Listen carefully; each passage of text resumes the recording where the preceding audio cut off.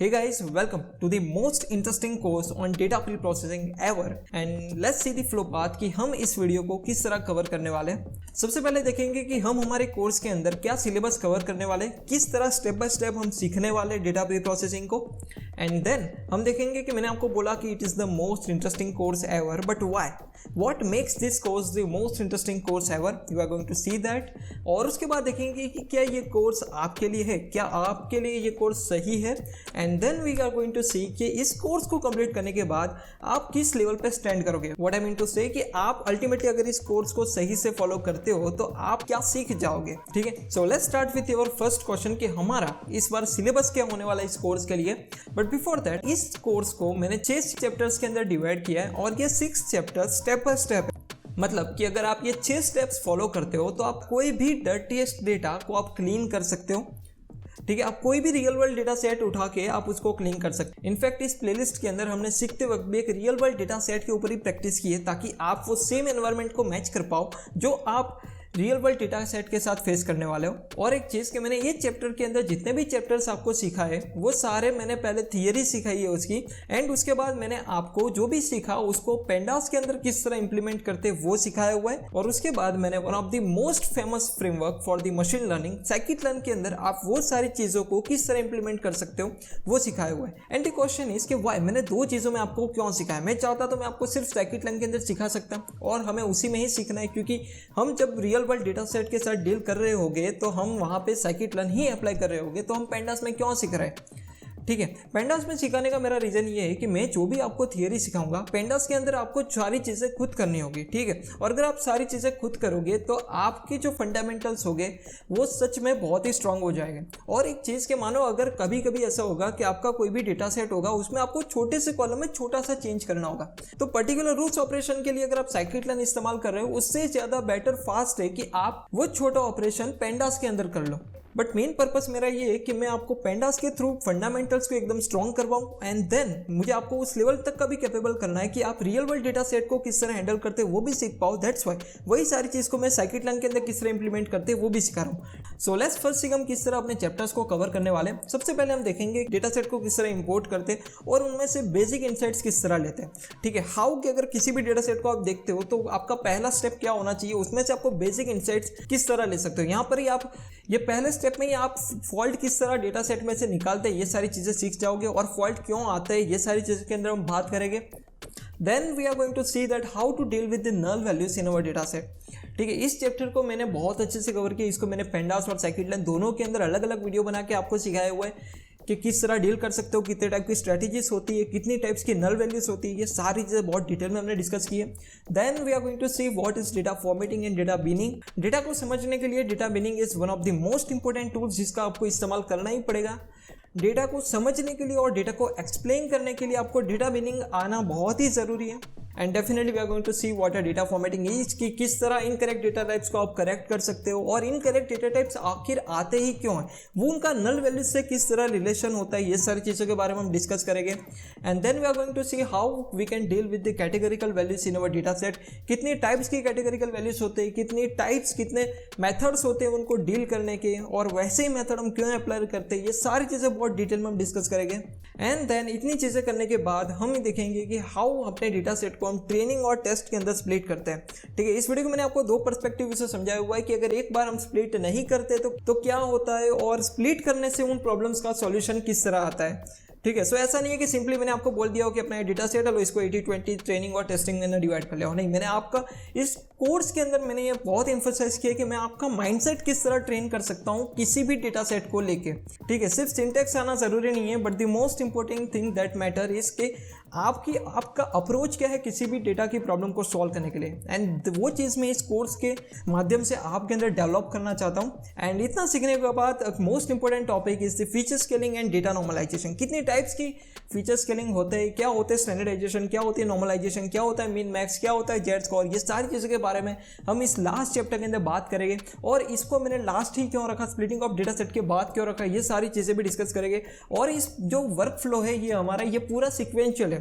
What I mean to से, अगर आप किसी भी डेटा सेट को उठाते हो, कोई भी डर्टी डेटा सेट, आपको जो भी ऑपरेशंस परफॉर्म करने हैं वो स्टेप बाय स्टेप परफॉर्म करने, ये सारे एक दूसरे से रिलेटेड है। अगर आप इनको इन 6 स्टेप्स के अंदर मैं जिस तरह सिखाता हूँ, अगर आप उस तरह फॉलो करते हो तो आपका डेटा प्रॉपरली 110% कंप्लीटली क्लीन हो जाएगा। So this is our syllabus and how we are going to approach this thing.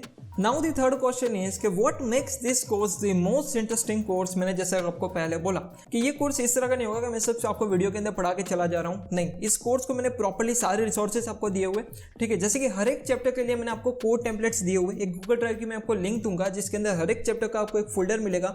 उस फोल्डर के अंदर आपको 3 से 4 फाइल्स मिलेगी।